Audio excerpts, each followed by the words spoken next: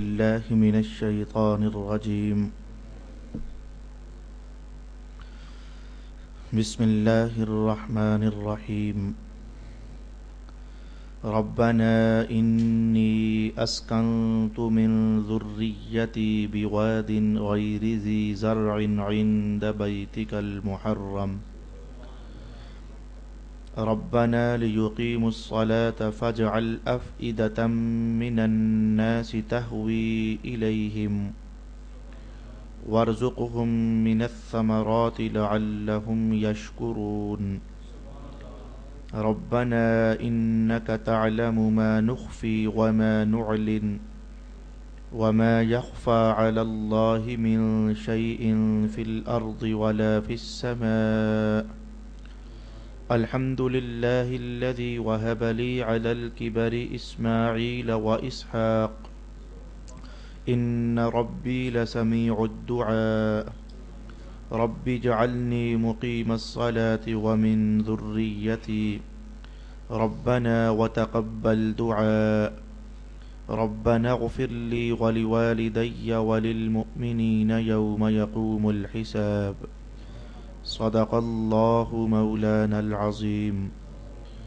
الصلاة والسلام عليك يا سيدي يا رسول الله الصلاة والسلام عليك يا سيدي يا حبيب الله الصلاة والسلام عليك يا سيدي يا شفيع المذنبين وعلى آلك وأصحابك يا سيدي يا رحمة للعالمين.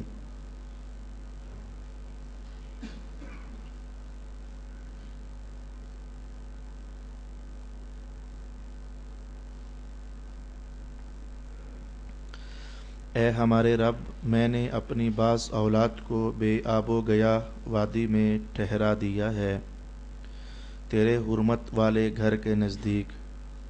اے ہمارے رب، تاکہ وہ نماز کو قائم رکھیں تو کچھ لوگوں کے دلوں کو ایسا کر دے کہ وہ ان کی طرف مائل رہیں، اور ان کو پھلوں سے روزی دے تاکہ وہ شکر ادا کریں۔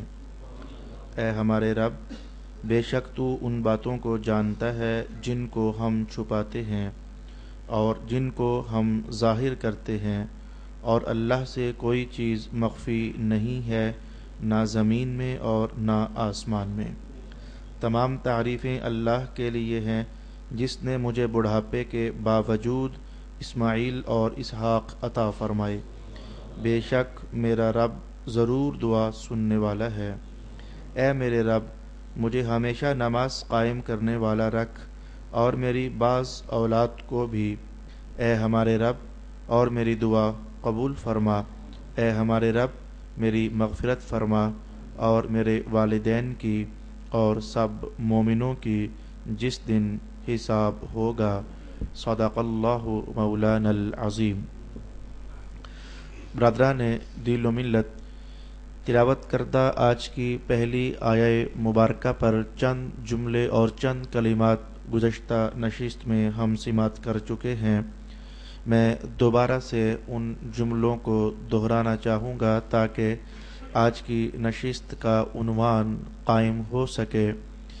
ارشاد گرامی ہے کہ حضرت ابراہیم علیہ السلام نے یہ کلمات ایک مخصوص موقع پر ارشاد کیے تھے کہ اے میرے اللہ، میں نے اپنی اولاد کو اس ویران علاقے میں چھوڑ دیا ہے، تو اب یہ ویران علاقہ یہ تیرے گھر سے قریب ہے، بیتک المحرم، تو اب میرے ان بچوں کو نماز قائم کرنے والا بنا دینا اور لوگوں کے دل ان کی طرف مائل فرما دینا اور انہیں پھل بھی عطا فرمانا۔ یہ آیہ مبارکہ میں جو دعا کے کلمات آپ نے محسوس کیے ہیں، یہ کب حضرت ابراہیم خلیل اللہ علیہ السلام نے ارشاد فرمائے تھے؟ میں نے عرض کیا تھا کہ آپ حضرت ابراہیم نے مختلف علاقہ جات میں سکونت اور رہائش اختیار فرمائی تھی، تو اس موقع پر جب کہ آپ مصر کے علاقہ میں داخل ہوئے تو اس زمانے میں جو بادشاہ بنتا تھا وہ عورتوں کو قتل کروا دیا کرتا تھا اگر معلوم کرتا کہ میرے علاقے میں کوئی شخص اپنی بیوی کو لے کر داخل ہوا ہے تو حضرت ابراہیم خلیل اللہ کے متعلق اس بادشاہ کو اطلاع کر دی گئی کہ ایک اجنبی شخص اپنی بیوی کے ساتھ ہمارے علاقے میں داخل ہو چکا ہے تو حضرت ابراہیم علیہ السلام کو طلب کیا گیا اور پوچھا گیا کہ یہ ساتھ عورت کون ہے، چونکہ آپ جانتے تھے کہ اگر میں نے بیوی کہا تو یہ بادشاہ اسے قتل کروا دے گا، تو آپ نے کہا کہ یہ تو میری بہن ہے، مراد اس سے یہ تھی کہ یہ میری دینی بہن ہے۔ پھر آپ نے اپنی زوجہ محترمہ حضرت سارہ کو بھی یہ بات ارشاد فرما دی کہ میں تیرے متعلق کہہ چکا ہوں کہ تو میری بہن لگتی ہے، اب اگر بادشاہ تجھ سے پوچھے تو تو بتا دینا کہ تو میری بہن لگتی ہے۔ اور اس پر میں گزشتہ نشست میں چند جملے عرض کر چکا ہوں کہ یہ حضرت ابراہیم علیہ السلام کی طرف سے جھوٹ نہیں تھا بلکہ آپ کی دانائی تھی اور حکمت عملی تھی۔ جان کو بھی آپ نے بچا لیا اپنی زوجہ محترمہ کی، اور بادشاہ کے سامنے آپ نے جھوٹ بھی نہ بولا، کیونکہ ہر خاوند کی جو بیوی ہوتی ہے مذہب کے عنوان پر تو وہ اس کی بہن ہی لگتی ہے، جیسے کہ ہماری بیویاں بھی مذہب کے حوالے سے اگر رشتہ دیکھا جائے تو وہ ہماری بہنیں لگتی ہیں، البتہ نسب کے اعتبار سے وہ ہماری بہنیں نہیں لگتی، جیسے کہ گھروں میں ہماری بہنیں رہتی ہیں۔ تو بادشاہ نے جب حضرت سارہ کو دیکھا، چونکہ اللہ نے بڑا حسن و جمال عطا فرمایا ہوا تھا، تو اس نے کچھ غلط نظریے سے اپنا ہاتھ آگے جب بڑھانا چاہا حضرت سارہ کی طرف، تو اللہ کی قدرت یہ ظاہر ہو گئی کہ بادشاہ کا ہاتھ ادھر ہی جامد ہو گیا اور شل ہو گیا، کچھ پکڑنے کی طاقت اور سکت بادشاہ میں نہ رہی۔ تو اس نے فوراً یہ محسوس کر لیا کہ یہ شاید میں نے اس عورت کی طرف ہاتھ بڑھایا ہے تو یہ عورت کوئی عام عورت نہیں ہے تو کوئی خاص عورت ہے۔ اس کے دل میں یہ خیال جب کوندا تو فوراً اس نے حضرت سارہ ہی کو مخاطب کر کے کہا کہ تو دعا کر کے اللہ مجھے ٹھیک کر دے، تو اب کے بعد میں تیری طرف غلط ہاتھ نہیں بڑھاؤں گا۔ تو حضرت سارہ علیہ نے دعا کر دی تو اللہ رب العالمین نے اس بادشاہ کے ہاتھ کو ٹھیک کر دیا۔ لیکن یہ گناہ کی لت جب پڑ جائے تو ایک آدھ دو چار بار سے بندہ کہاں ٹھیک ہوتا ہے، تو اس نے پھر اپنا ہاتھ غلط نظریے سے حضرت سارہ کی طرف بڑھانا چاہا، اللہ رب العالمین نے اس کے ہاتھ کو پھر شل کر دیا، تو اس نے پھر دعا کے لیے کہا تو حضرت سارہ نے دعا کر دی تو اللہ نے ہاتھ کی طاقت واپس پلٹا دی۔ تیسری بار اس نے پھر غلط نظریے سے حضرت سارہ کی طرف ہاتھ بڑھایا، اللہ نے تیسری بار بھی اس کے ہاتھ کو شل کر دیا، اور پھر حضرت سارہ کی دعا سے اللہ تعالی نے وہ ہاتھ ٹھیک کر دیا۔ الغرض تیسری بار کے بعد اس بادشاہ نے اپنے درباریوں سے کہا یہ تم کیا میرے پاس جننی سی لے آئے ہو؟ اس نے سارہ کو جنیہ شمار کیا، اس طرح کے کام تو جن کرتے ہیں، جیسے جنات کی طاقتیں آپ محسوس کرتے ہو، تو اس نے کہا اسے میرے ملک سے جلدی سے ہٹاؤ، نکالو، میں اس سے خلاصی چاہتا ہوں۔ اس سے پہلے کبھی بادشاہ کے ساتھ ایسا ہوا جو نہیں تھا، تو اس لیے اس نے کہا کہ یہ تو کوئی انسان نہیں لگتا، جنیہ لگتی ہے۔ چلتے چلتے اس نے ایک تحفہ بھی دیا حضرت سارہ کو، اور وہ تحفہ کیا تھا؟ حضرت ہاجرہ رضی اللہ تعالی عنہا، جو حضرت اسماعیل علیہ السلام کی والدہ ماجدہ بنتی ہیں، تو اس بادشاہ کی ہاں بطور لونڈی آپ تھیں، تو اس بادشاہ نے یہ بطور لونڈی ہی تحفہ دے دیا حضرت سارہ کو، تو حضرت سارہ نے وہ تحفہ لیا اور وہاں سے خیر سے یہ لوگ روانہ ہو گئے۔ اب اگلا سفر کہاں کا تھا میرا یہ عنوان نہیں ہے، لیکن اب بات یہ تھی کہ حضرت ابراہیم خلیل اللہ کی عمر 90 سال سے قریب ہوتی چلی جا رہی تھی، ابھی مکمل 90 سال نہیں ہوئے تھے، تو 90 سال سے قریب آپ کی عمر ہوا چاہتی تھی۔ طلب آپ کو بھی تھی کہ اللہ تعالیٰ کوئی اولاد نرینہ عطا فرمائے، طلب آپ کی زوجہ محترمہ کو بھی تھی کہ اللہ تعالیٰ کوئی چاند ہماری گودی میں بھی اتار دے تو ہمارے گھر میں بھی رونقیں لگ جائیں۔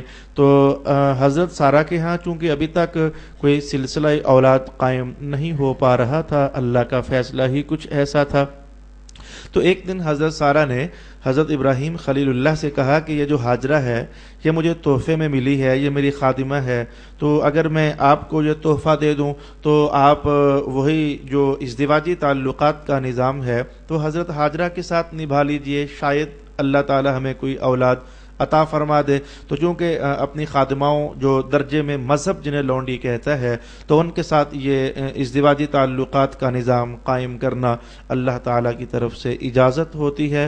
تو حضرت ابراہیم خلیل اللہ نے شب بصری فرمائی تو اللہ کا حکم نازل ہو گیا اور نطفہ قرار پکڑ گیا، وقت گزرتا چلا گیا تو اللہ تعالیٰ نے جب عین حضرت ابراہیم کی عمر 90 سال پر پہنچی تو اسماعیل علیہ السلام کی صورت میں ایک خوبصورت بیٹا اللہ نے انہیں عطا فرما دیا۔ تو یہاں رک کر کے سوچنا چاہیے، فوراً ایک غلط نظریے کی طرف ذہن کو دوڑا نہیں لینا چاہیے، خاص کر کے مسلمان لوگوں کو، بھئی خاص کر کے مسلمانوں میں سے بھی، پھر آپ لوگوں کو جو کہ قرآن کی صحبت میں آنے جانے والے ہو، مذہب کا لگاؤ رکھتے ہو، رسول پاک صلی اللہ علیہ وآلہ وسلم کی سنت کا حسن و جمال آپ آئے دن دیکھتے رہتے ہو، تو میں بتانا چاہتا ہوں کہ اگر شادی ہو جائے، آپ اگر مرد ہو تو مرد سنو، اور گھروں میں اگر آپ کی خواتین یہ غلط عادت رکھتی ہیں تو آپ انہیں جا کر کے بتاؤ۔ آپ کے گھر میں بہو آ جاتی ہے، شادی کے بعد 1 سال گزر گیا، 2 سال گزر گئے، 3 سال گزر گئے، تو خدا کے بندو آپ اگر آپ سسر ہو تو آپ بہو کو تانے لگانے لگ جاتے ہو، اگر آپ کی بیگمات گھر میں ساس کے درجے میں ہیں تو وہ تانے مارنے لگ جاتی ہیں، یہ تو عورت ہی بانج ہے، یہ اس قابل ہی نہیں ہے، یا پھر خیر ساس اور سسر تو اپنی بہو ہی کو میں کہوں گا کہ وہ غلط قرار دیتے ہیں، حالانکہ یہ غلط ہونا اولاد نہ ہونے کا نتیجہ غلط ہونا نہیں ہوتا۔ تو میں کہوں گا کیا ابراہیم علیہ السلام بھی غلط تھے؟ کیا حضرت سارہ علیہ السلام بھی کیا غلط تھیں؟ یہ غلط نہیں تھیں، یہ اللہ کی تقدیر کا غلبہ ہوتا ہے۔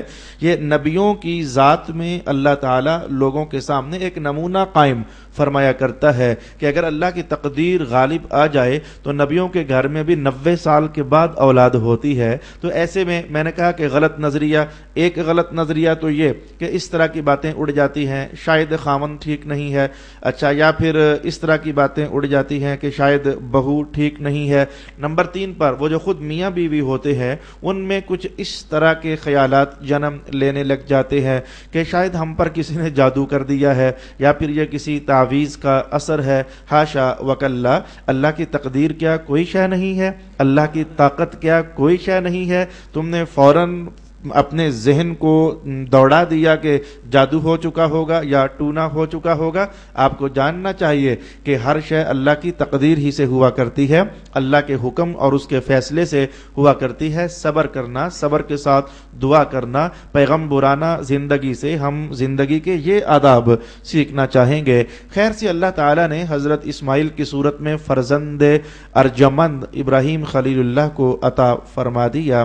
تو اب ظاہر ہے کہ سارہ علیہ السلام یہ تو بیوی بنتی تھی حضرت ابراہیم کی، انہیں اللہ نے اولاد دی نہ، اور ہاجرہ ظاہر ہے کہ یہ بیوی کے درجے میں تو نہیں تھی، انہیں اللہ نے اولاد عطا فرما دی۔ تو میں کہوں گا فطرت کبھی دبتی نہیں ہے، یہ فطرت کے جو تقاضے ہوتے ہیں، اگر بندہ ولی بھی ہو جائے تو وہ تقاضے باقی رہتے ہیں۔ میں کہوں گا کہ اگر بندہ نبوت کی چادر کی اوٹ میں بھی ہو تو وہ جو فطرت کے تقاضے اللہ نے رکھے ہیں میاں وہ تو آخر رہا ہی کرتے ہیں۔ میں اس کی مثال کہوں تو ذہن فوراً سبق کی طرف مائل ہو جائے گا۔ جب رسول اکرم صلی اللہ علیہ وسلم نے اپنی ازواج کے درمیان فیصلہ فرما دیا کہ ایک رات میں آپ کے یہاں قیام کروں گا، ایک رات میں آپ کے یہاں قیام کروں گا، ایک رات میں آپ کے یہاں قیام کروں گا۔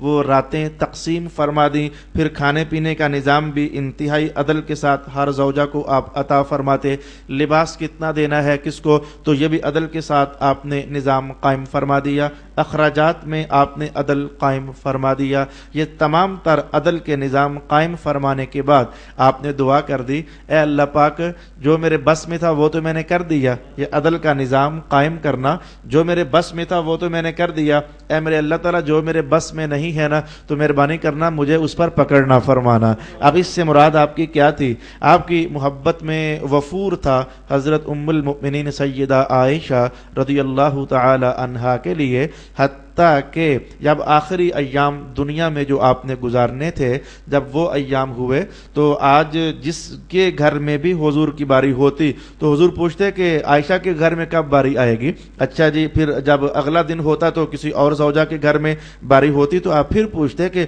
عائشہ کے گھر میں باری کب میری آنے والی ہے۔ تو اللہ رب العالمین نے کمال درجے کی محبت آپ کو عطا فرمائی تھی، تو آپ کہتے کہ اے اللہ جو میں جس چیز پر میں قادر نہیں ہوں تو مجھ پر تو اس کا حساب نہ فرمانا۔ محسوس کیا یہ محبت یہ فطرت کے تقاضوں میں سے ایک تقاضا ہوتی ہے، بھوک لگنا فطرت کے تقاضوں میں سے ایک تقاضا ہوتی ہے، پیاس لگنا فطرت کے تقاضوں میں سے ایک تقاضا ہوتی ہے، انسانی وجود کا تھک جانا یہ فطرت کے تقاضوں میں سے ایک تقاضا ہے۔ یہ میں نے چند تمہیدی کلمات اس لیے کہہ دیے، عنوان بڑے اونچے لوگوں کا چل رہا ہے اور بڑے پاکیزہ اور ستھرے لوگوں کا چل رہا ہے، ایسا نہ ہو جائے کہ ذہن کہیں تھوڑا سا خم کھا جائے اور آپ اپنے ایمان میں ڈگمگاہٹ محسوس کرنے لگ جاؤ۔ تو اب آئیے، فطرت کے تقاضوں میں سے ایک تقاضا یہ تھا کہ ایک خاوند کی بیوی ہو اور ابھی تک اس کی گودی نہ بھری ہو اور اس کے علاوہ کسی اور خاتون کی گودی بھر جائے تو ایک طلب تو ہوتی ہے، ایک کشش تو ہوتی ہے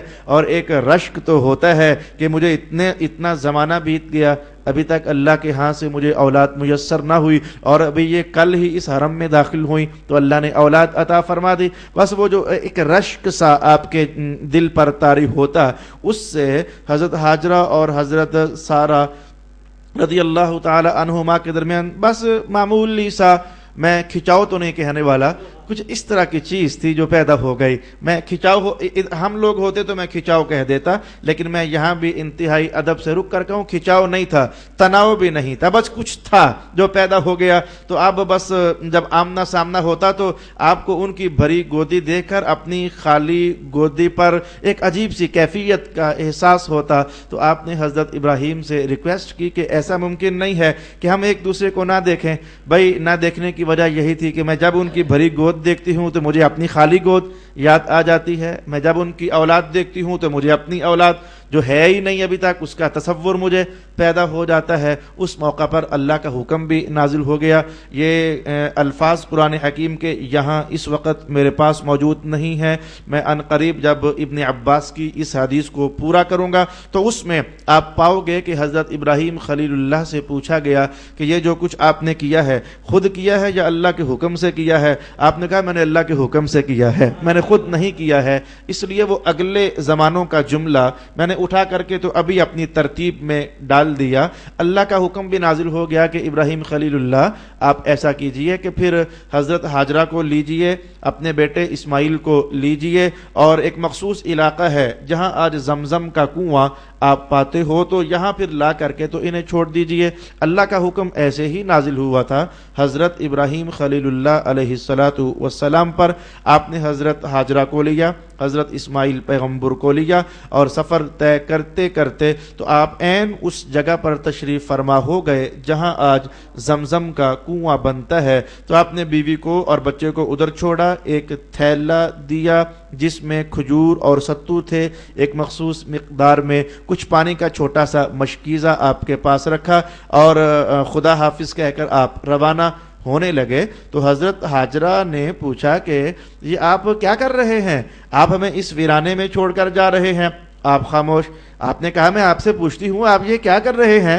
ننھا بچہ ہے، اسے آپ کی کفالت کی ضرورت ہے، تو آپ یہ ہمیں کہاں چھوڑ کر کے جا رہے ہیں؟ چند بار سوال ہوا لیکن آپ نے کوئی جواب ارشاد نہ کیا، تو پھر آخری بار حضرت ہاجرہ نے یہ جملہ پوچھ لیا، یا پھر یہ سب کچھ جو آپ کر رہے ہو تو اللہ نے ایسا کہا ہے کرنے کے لیے؟ تو کہا ہاں، یہ میرے اللہ نے ایسا کہا ہے، اس لیے میں ایسا کر کے جا رہا ہوں۔ ایک پیغمبر کے صبر کا امتحان بھی محسوس کیا جا سکتا ہے۔ 90 سال کے بعد اللہ ایک فرزند عطا فرماتا ہے، لیکن اللہ کا حکم آ جاتا ہے کہ اس فرزند کو مکہ کے اس ریگستان میں چھوڑ آئیے، اور ابراہیم دوبارہ بات تک نہیں کرتے ہیں اور مڑ کر کے دیکھنا اس موقع پر آپ نہیں کر رہے ہیں کہ کہیں اللہ کے حکم میں خلل واقع نہ ہو جائے، تو فرزند کو آپ نے ادھر چھوڑا۔ میں یہاں رک کر کے ایک ان لوگوں کے لیے خاص کر کے ایک مختصر درجے کا پیغام چھوڑنا چاہوں گا کہ اسماعیل علیہ السلام کو چھوڑا نا، تو پھر اس دور کا ریگستان کیا آج کا بھی وہ ریگستان ہے یا رحمت کا چمنستان ہے؟ آج کا تو مکہ ہے نا، وہ نور کا چمنستان ہے، اللہ کی رحمتوں کی آماج گاہ ہے۔ لیکن میں کہنا چاہوں گا کہ اپنے بچوں کو کسی بہت بڑے روشن مستقبل کے لیے اللہ کی راہوں میں چھوڑ دینا، یہ ابراہیم خلیل اللہ کی زندگی سے سبق حاصل کیا جا سکتا ہے۔ میاں جب کہہ دیا مولا یہ تیرے حوالے ہے، یہ تیرے سپرد ہے، تیرے نام پر ہے، تیرے گھر میں نے چھوڑ دیا ہے،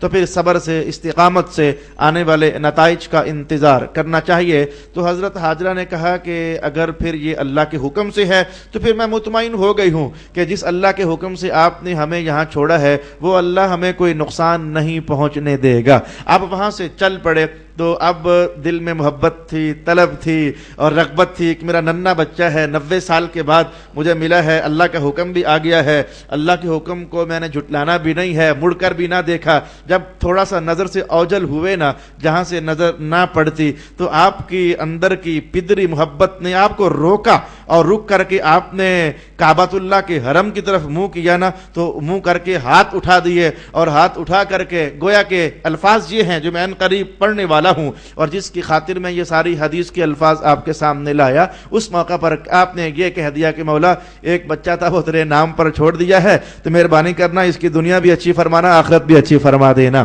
اس موقع کے یہ الفاظ ہیں جن کو حاصل کلام میں نے یہ 2 جملے کہا، لیکن آئیے کہ ابراہیم خلیل اللہ کے الفاظ کیا تھے۔ آپ نے کہا کہ اے میرے اللہ، میں نے اپنی بعض اولاد اس لیے کہا کہ ایک بیٹا یہ ہے اور اللہ کی طرف سے ایک بیٹا اور آپ کو ملنے والا ہے، تو آپ نے اسے بھی نظر میں رکھا، اور نظر میں رکھ کر کہا کہ اے مولا، وہ جو میری اولاد کل میں سے بعض ہے نا، ایک اسحاق ہیں جو ان قریب پیدا ہوں گے، 30 سال کے بعد پیدا ہونے تھے، اور ایک اسماعیل خلیل ذبیح اللہ ہے، تو آپ نے کہا مولا میری جو بعض اولاد ہے اسے میں نے اس علاقے میں چھوڑ دیا جہاں زراعت ہی نہیں ہے، جہاں کاشت ہی نہیں ہے، جہاں کھیتی باڑی ہی نہیں ہے، عند بیتک المحرم، لیکن میں نے چھوڑا تو تیرے حرمت والے گھر کے پاس ہے۔ ربنا لیقیموا الصلاۃ، اب وہ جو میں نے کہا کہ دنیا بھی اچھی فرما اور آخرت بھی اچھی فرما، مانا تھا اے اللہ میں نے تیرے گھر کے پاس چھوڑا ہے، اب یہ نماز پڑھیں، پھر ربنا لیقیموا الصلاۃ، تو بچپن ہی میں اپنی اولاد کی نماز کی طلب رکھنا۔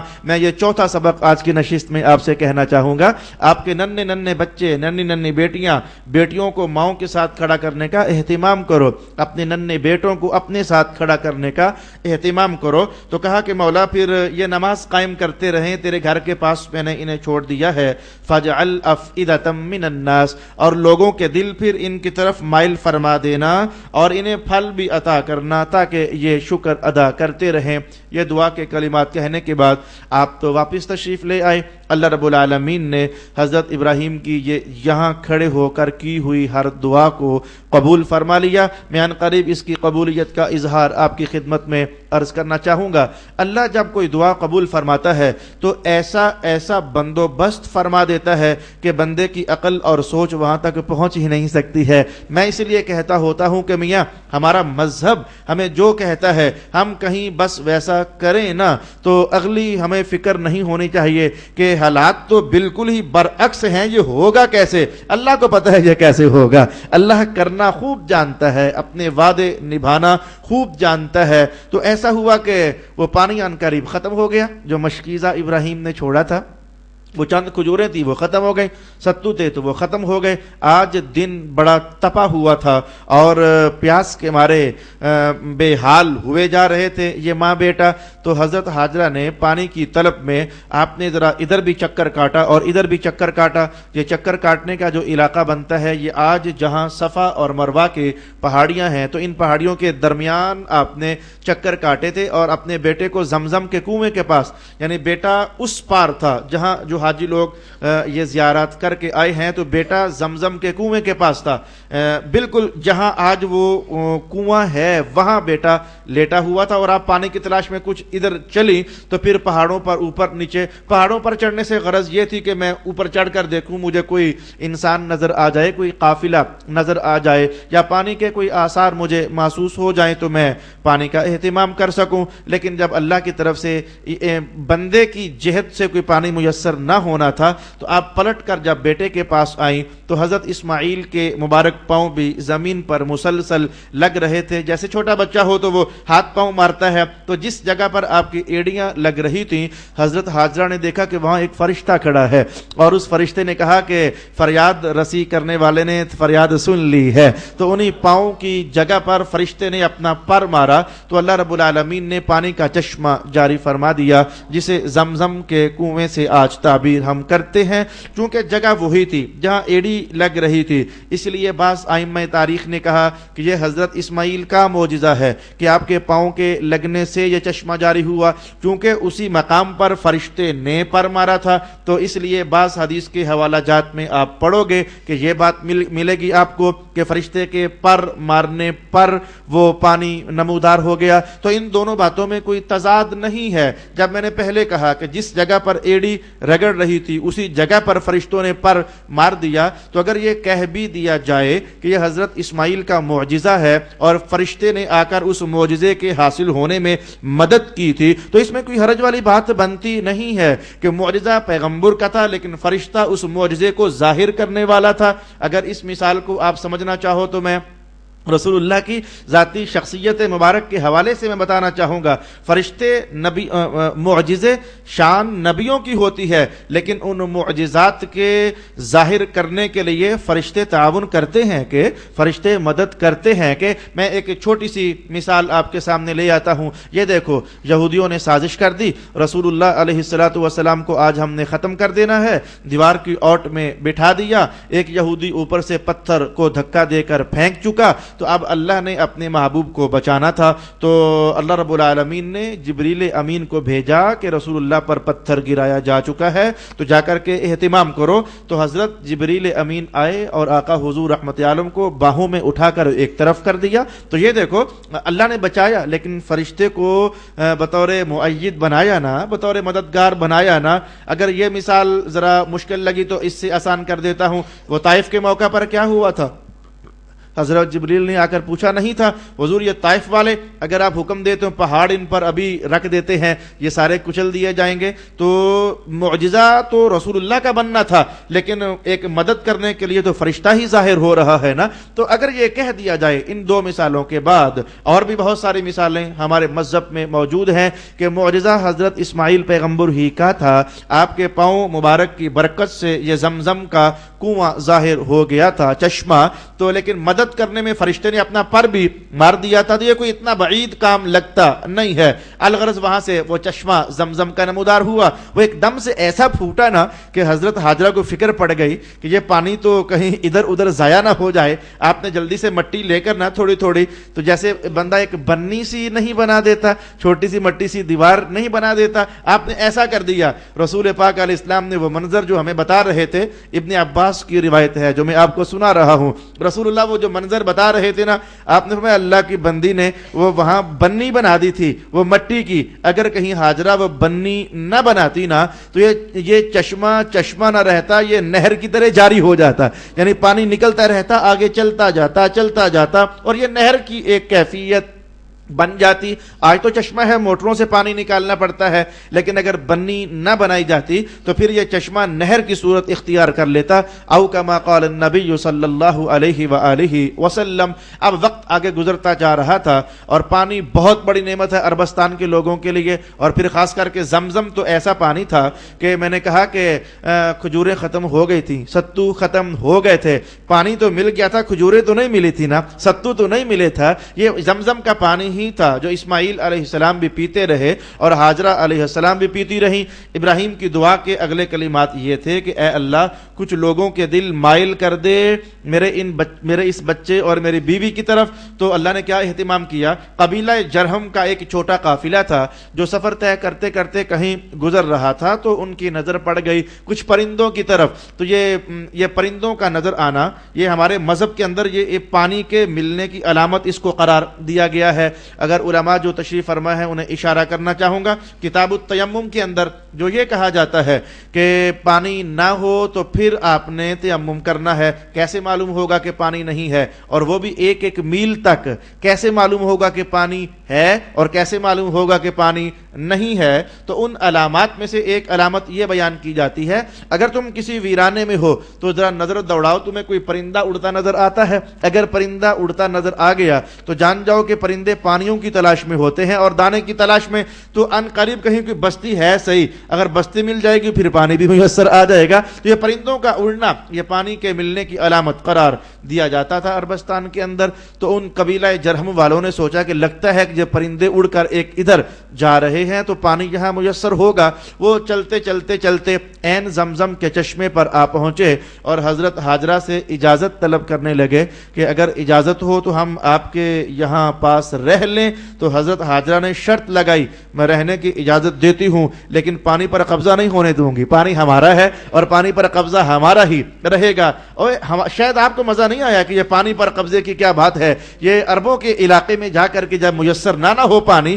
سینکڑوں میل تک، تو میں آپ کے دور میں جملہ بول دوں نا، آپ کے دور میں آپ کو فوراً سمجھ آئے گا ہاں جی یہ قبضہ میرا رہے گا. اس کی بڑی شان ہوتی ہے. میں کہوں گا کہ اگر آپ کی کوئی پلاٹ ہو 2 کنال کا، یہ جھگیوں والے آ کر کہیں کہ جی بابا جی ہم آ کر کے یہاں جھگیاں لگا لیں اور رہ لیں، کیونکہ آپ کو زمین کی پلاٹ کی جائیداد کی بڑی قیمت اور ویلیو معلوم ہے نا، تو آپ ایسے میں کہہ دو رہ لو، لیکن جب میں کہوں گا پھر جانا پڑے گا، ہے یہ میرا ہی. تو معلوم ہوا نا کہ یہ جیسے آپ کے ہاں جائیداد کی ایک ویلیو اور زمین کی ایک ویلیو ذہن میں آتی ہے، عربوں کے ہاں پانی کی ایک ویلیو ہوا کرتی تھی. آپ نے کہا رہ لو لیکن قبضہ ہمارا ہوگا، انہوں نے کہا قبضہ آپ کا ہی رہے، ہمیں تو پانی سے غرض رہنا چاہتے ہیں. دعا پوری ہو گئی، اے اللہ لوگوں کے دل مائل کر دینا ان لوگوں کی طرف. وہاں ایک چھوٹی سی بستی قائم ہو گئی. اب وہ پانی پیتے، وقت گزرتا گیا، ابراہیم خلیل اللہ وقت بوقت آتے رہے، اور انہی آنوں میں ایک آنا ایسا بھی تھا کہ جب فلما بلغ معه السعي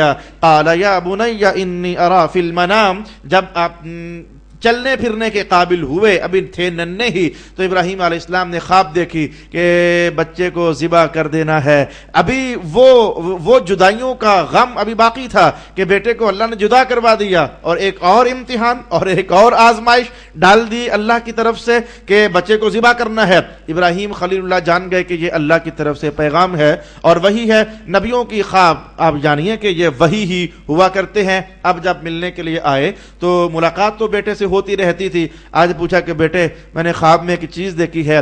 کہا ابا جی بتائیں کیا شے دیکھی ہے؟ کہا بیٹا مجھے اللہ کا حکم ہوا ہے کہ میں ذبح کر دوں. یہ 23واں سپارہ ہے. تو بیٹا کیا آپ تیار ہو؟ تو اسماعیل ذبیح اللہ کہنے لگے کہ اے ابا جی جب اللہ کا حکم ہے تو پھر اس میں پوچھنے والی بات کیا ہے؟ وہ ساری روایات میرا اس وقت کا عنوان نہیں ہے، لیکن آپ نے یہاں تک بھی کہہ دیا ابا جی مجھے اوندھا لٹا دینا، چھری اگر ادھر چلانی ہوتی ہے لیکن میرا سر زمین کی طرف کرنا کہ جب چھری عین چلنے لگے تو میرا چہرہ دے کر پھر آپ کو کہیں طرز ہی نہ آ جائے نا، تو میرا چہرہ آپ نیچے کر دیجئے گا. وہ زمانہ بھی گزر گیا اور اب کے حضرت اسماعیل جوان ہو چکے تھے. تو جرہم قبیلہ بڑھتے بڑھتے بڑھتے بہت پھیل چکا تھا. تو انہوں نے کہا کہ ہاجرہ سے کہ آپ کا بیٹا بڑا سندر ہے، حسین ہے، جمیل ہے اور بڑا بااخلاق ہے، اس کا بڑا کردار ہے، اگر مہربانی ہو جائے تو ہم اپنی ایک عورت سے لڑکی سے شادی کرنا چاہتے ہیں. خیر سے شادی طے پا گئی، شادی ہو گئی. اور حضرت ابراہیم اب جب ملنے آئے تو شادی ہو چکی کی تھی. اسماعیل پیغمبر گھر میں نہیں تھے, وہ اپنے کام کاج کی خاطر جنگلات کی طرف تشریف لے کر گئے ہوئے تھے. آپ نے دروازہ کھڑکایا اور اندر سے ایک نسوانی آواز معلوم ہوئی. آپ نے پوچھا کہ اسماعیل کدھر ہے؟ کہا جی وہ تو کام کاج کے لیے باہر گئے ہوئے ہیں. تو حضرت ابراہیم سمجھ گئے کہ شادی ہو گئی ہے. آپ نے پوچھا کہ کیا حالات ہیں تمہارے؟ بھائی یہاں رکنا, بڑی پتے کی بات میں عرض کرنا چاہتا ہوں. پوچھا کیا حالات ہیں تمہارے؟ وہ عورت کہنے لگی کہ حالات بڑے مندے ہیں, بڑی مشکل سے ہم گزارا کر رہے ہیں, وہ رزق میں فراوانی نہیں ہے, کچھ ایسا ہے ویسا ہے. جیسے ایک عورت کی طبیعت میں شے ہوتی ہے, تو وہ ساری باتوں کا اظہار آپ نے کر دیا. ابراہیم علیہ السلام نے کہا اچھا پھر جب اسماعیل آئے نا تو اسے کہنا کہ دہلیز اپنے گھر کی تبدیل کر لے. تو اسماعیل علیہ السلام آئے تو آتے ہی کہا کون آیا تھا گھر میں؟ ملاقات ہوتی تھی, ایک نبی گھر میں آئے, میں کہوں گا نبی کی شان تو نبی کی شان ہے. رسول اللہ علیہ السلام کہیں گئے ہوئے تھے, حضور کہیں گئے ہوئے تھے ایک سفر پر, تو اسی دورانیے میں حضرت اویس قرنی نے اپنی ماں سے اجازت مانگی تھی کہ میں رسول اللہ کو ملنے جانا چاہتا ہوں, اجازت ہے؟ فرمایا اتنے ٹائم کی اجازت ہے, اگر نہ ملے تو واپس آ جانا. اویس قرنی جب آئے, حضرت ام المؤمنین سے ملاقات ہوئی, رسول اللہ کا پوچھا, کہا وہ تو نہیں ہے, سفر میں ہے. ماں نے کہا تھا واپس آ جانا, آپ وہیں سے واپس پلٹ گئے. رسول اللہ علیہ السلام آئے تو آتے ہی پوچھا عائشہ گھر میں کون آیا تھا؟ بڑی خوشبو آ رہی ہے, یہ گھر میں کون آیا تھا؟ میں نے کہا یہ اویس قرنی ہے. لیکن رسول اللہ فرماتے ہیں کہ ماحول بدلا ہے, انوار الہیہ کا نزول کا آج انداز ہی کچھ الگ ہے. تو ایک اللہ کا ولی برگزیدہ کہیں سے گزر جائے, اور وہ کہیں بھی کیا یار نبی کا گھر ہے, وہ کہیں بھی کیا جو ہمیشہ نور کی برسات میں ہوا کرتا ہے, جو ہمیشہ اللہ کی رحمتوں کے ہجوم میں ہوا کرتا ہے. لیکن رسول اللہ کے عاشق کا ادھر سے بھی گزر ہو جائے تو حضور محسوس کرتے ہیں رت بدلی سی ہے, ماحول بدلا سا ہے, گھر میں کون آیا تھا؟ تو ابراہیم خلیل اللہ پیغمبر ہیں, آج چکر لگا کر گئے نا تو آتے ہی اسماعیل نے پوچھا کہ گھر میں کون آیا تھا؟ تو انہوں نے کہا جی ایسے کوئی بوڑھے شخص آئے تھے, تو انہوں نے ایسے باتیں کی, میں نے انہیں ایسے جواب دیا. جب یہ باتیں اسماعیل نے سنی نا تو آپ فوراً کسی نتیجہ پر جا پہنچے. آپ نے اگلا سوال کیا, اچھا وہ جاتے پھر کیا وصیت کر گئے تھے؟ جو تو نے باتیں کی ہے نا میری بیگم, تو مجھے بتا کہ جاتے وہ کیا وصیت کر گئے تھے؟ کہا وہ وصیت کر کے گئے تھے کہ گھر کی دہلیز تبدیل کر لو. اسماعیل نے کہا بس وہ مجھے سمجھا گئے ہیں کہ میں تیرے ساتھ اب نہ رہوں, نتیجہ میں تھوڑی دیر کے بعد آپ کے سامنے لانا چاہوں گا. آپ نے طلاق دے دیا اور فارغ کر دیا. کچھ ہی زمانے میں پھر شادی ہوئی, اور شادی کے بعد ابراہیم علیہ السلام اپنے حسب روٹین پھر ملنے کے لیے آئے. تو اسماعیل علیہ السلام آج پھر گھر نہیں تھے. تو پوچھا کہ ہاں جی کیسی گزر رہی ہے؟ کہا اللہ کا بڑا شکر ہے جی, بڑی اچھی گزر رہی ہے جی, کھانے کو گوشت مل جاتا ہے جی, پینے کو پانی مل جاتا ہے. تو یہی ہوتا ہے کہ روٹی پانی ہی تو ہوتا ہے کہ پینے کو پانی مل جاتا ہے, کھانے کو گوشت مل جاتا ہے جی, بڑی ستھری زندگی گزر رہی ہے جی. تو ابراہیم علیہ السلام نے کہا اچھا پھر اسماعیل آئے نا تو ان سے کہنا کہ دہلیز اچھی ہے, یہ جملہ انہیں بتا دینا دہلیز اچھی ہے. اچھا جی آپ واپس آئے تو آتے ہی پھر وہی سوال, کون آیا تھا گھر میں؟ کہا جی ایک بوڑھے شخص آئے تھے. تو انہوں نے یہ باتیں پوچھی, میں نے کہا اللہ کا بڑا شکر ہے. تو جب اسماعیل علیہ السلام نے فوراً پوچھا کہا کیا تھا جاتے, تیری باتیں کچھ بتاتی ہیں کہ اس کا بھی ایک نتیجہ ہے, کہا کیا تھا جاتے؟ کہا جی انہوں نے کہا یہ تھا کہ گھر کی دہلیز اچھی ہے, اسے سنبھال کر رکھو, یہ کہا تھا. کہا وہ میرے ابا جان تھے, اور وہ یہ سمجھا کر گئے ہیں کہ یہ بیوی اچھی ہے, اسے سنبھال کر رکھنا. وہ خدا کے بندو, اللہ کا شکر ادا کرنے والی بیوی میسر آ جائے تم اس پر اللہ کا شکر ادا کرو. وہ کم کھا کر بھی اللہ کا شکر ادا کرے, وہ اللہ کی بندگی کے لیے تیار رہے, وہ حالات کی تنگی کا کبھی شکوہ نہ کرے. یہ اللہ کی بہت بڑی نعمت ہوتی ہے. میں آج یہ تو نہیں کہتا, فتویٰ بھی نہیں ہے, ہمارے مذہب میں فتویٰ بھی نہیں ہے, اگر کوئی بیوی کبھی ناشکری کا اظہار کر دے یا شکوے کا اظہار کر دے تو تم طلاق دے دو. یہ ہمارے مذہب کا عنوان نہیں ہے, یہ اس مذہب کی کہانی تھی. لیکن میں آپ کو بتانا چاہتا ہوں کہ یہ شکر گزار بیوی میسر آ جائے. بلکہ مجھے علامہ بغوی کے الفاظ یاد پڑ گئے ہیں. رسول اللہ علیہ السلام نے فرمایا جس بیوی بھی 4 خصلتیں ہوں, ان 4 خصلتوں میں سے ایک یہی تھی کہ اللہ اس کو شکر کرنے والا دل عطا فرما دے, تو وہ خاندان بڑا متبرک ہو جاتا ہے اور اس پر اللہ کی بڑی برکات کا نزول ہو جاتا ہے. یہ سارا کچھ آخر میں کہوں گا تربیت کرنے ہی سے ہے اور تعلیم دینے ہی سے ہے, اور کچھ نہ کچھ مذہب سے لگاؤ بڑھانے ہی سے ان باتوں کا تعلق ہے. میں نے پہلے بھی کئی بار کہا اور آج پھر میں چند جملوں میں آپ کو عرض کرنا چاہوں گا کہ یہ مذہب سیکھنا یا جنت میں جانا یا بخشش پانا یا اللہ کا نور کمانا یہ صرف تمہاری ضرورت نہیں ہے، یقین جان لو تمہاری بیوی کی ضرورت بھی ہے، وہ بھی جنت میں جائے، اسے بھی رحمت میسر ہو، وہ بھی اللہ کے کرم سے قریب ہو جائے، وہ بھی اللہ کے نور کی برسات میں رہے۔ تو میں کہوں گا کہ کچھ نہ کچھ تو اہتمام ان کے لیے آپ کو کرنا ہوگا نا، نماز کی پابندی کا اہتمام کروانا، قرآن کی تلاوت کا اہتمام کروانا، درود و سلام پر ہمیشگی کا اہتمام کروانا، کچھ ذکر اللہ گھر میں ہو جائے اس کا اہتمام کروانا۔ رسول اللہ علیہ السلام کی سیرت اقدس کے 2 صفحے بھی تم نہیں پڑھ سکتے روزانہ؟ میں نے بہت لمبا کام تو نہیں کہا نا، اگر اتنا بڑا بڑا اخبار میں کہوں گا پہلے سے پیج سے لے کر اینڈ تک پڑھتے ہو تو مذہب کے حوالے سے حضور کی سیرت کے 2 صفحے بھی کیا گھر میں آپ کھلوا کر کے تو پڑھانے کی حالیت نہیں رکھتے ہو؟ کرنا ایسا، کرو گے تو اللہ کا کرم پاؤ گے، اور اگر نہ کرو گے تو اے سب خاوندو جو یہاں بیٹھے ہوئے ہو، آپ کو جاننا چاہیے کہ پھر آپ اللہ کے حضور جواب دہ ہو، آپ سے پوچھا جائے گا۔ حدیث پاک نے خود کہا کہ کلکم راع وکلکم مسئول عن رعیتہ، تم میں سے ہر ایک حاکم ہے اور اس کے جو محکوم تھے، اس کی جو عوام اور پبلک تھی، اس کے بارے میں پوچھا جائے گا۔ بیوی جب تک بیٹی ہوتی ہے وہ اپنے باپ کی ذمہ داری میں ہوتی ہے، اور پھر جب وہ بیوی بن جاتی ہے پھر وہ اپنے خاوند کی ذمہ داری میں ہوتی ہے۔ کبھی نماز سنی ہے بیوی سے؟ صحیح ہے کہ نہیں؟ کبھی 6 کلمے سنے ہیں بیوی سے؟ صحیح ہے کہ نہیں؟ کبھی قرآن ٹھیک کروایا ہے بیوی کا؟ صحیح ہے کہ نہیں؟ کیا کبھی عقیدہ پوچھا ہے بیوی سے کہ اللہ کو یوں ماننا ہے، رسول اللہ کو یوں ماننا ہے؟ مجھے معلوم ہو رہا ہے کہ ان سب باتوں کے جواب میں اکثر تو نہ ہی سننے کو ملے گی۔ جی میں نے بیوی کا قرآن ٹھیک نہیں کروایا، جی میں نے بیوی کی نماز ٹھیک نہیں کروائی، جی میں نے بیوی کو اللہ کے متعلق کچھ بھی نہیں بتایا، بس جو ایک خاموش مسلمان ہے وہی آگے نظام چل رہا ہے۔ لیکن یہ ٹھنڈی مسلمانی یقین جانیے نتیجہ خیز نہیں ہے، اس ٹھنڈی مسلمانی کو گرم مسلمانی میں تبدیل کرنا ہوگا۔ اگر وقت مجھے اجازت دے تو میں 1 ہی منٹ میں، سبق کافی سارا میرے پاس ابھی باقی ہے، لیکن آپ کو پتہ ہے کہ جب میاں اور بیوی کا اچھا ہونا ہی تو ہے، وہ خاوند کتنا متقی تھا، ایک سیب کھا لیا تو ڈر کے مارے تلاش کیا ہے کہ میں مالی بابا سے پوچھوں مجھے معاف کر دے، اور مالی بابا نے جب دیکھا کہ نوجوان اتنا ستھرا ہے کہ ایک سیب کھا کر کے تم مجھ سے معافی مانگنے آ گیا ہے، اس نے کہا کہ میری لڑکی سے شادی کرنی پڑے گی جو اندھی ہے، لنگڑی ہے، لولی ہے۔ تو میاں وہ شادی ہو گئی اپنی آخرت کی بخشش کی خاطر۔ جب وہ خاوند کمرے میں داخل ہوا تو وہاں تو خوبصورت عورت بیٹھی ہوئی تھی، وہ بھاگا پیچھے، کہا مالی بابا یہ میری بیوی نہیں ہے، تو نے کہا تھا اندھی ہے، لنگڑی ہے، لولی ہے، وہ کہا یہ وہی ہے، اندھی اس لیے ہے کہ آج تک بیگانہ چہرہ دیکھا ہی نہیں ہے، لنگڑی اس لیے ہے کہ آج تک یہ غلط قدموں سے باہر گئی ہی نہیں ہے۔ باپ کتنا ستھرا، بیوی کتنی ستھری، پیدا ہونے والا عبد القادر جیلانی ہے رضی اللہ تعالی عنہ، شیخ عبد القادر جیلانی ہے رضی اللہ عنہ۔ اس لیے میں نے کہنا چاہا کہ اپنی ٹھنڈی مسلمانی کو اسے تھوڑی سی حرارت دو نا، رسول اللہ کی محبت کی، اسے تھوڑی سی گرمائش دو نا، مذہب کی اسے گرمائش دو نا، ذکر اللہ کی اسے تازگی فراہم کرو نا، مصطفیٰ جان رحمت پر درود و سلام کے حسین گیتوں کی، پھر دیکھنا چند ہی دنوں میں تمہارے گھر میں کوئی رحمت کا نزول محسوس نہ ہوا تو میاں بات کرنا نا۔ تو پلٹ آئیے، کہا وہ دہلیز اچھی نہیں تھی اسے فارغ کر دیا جائے،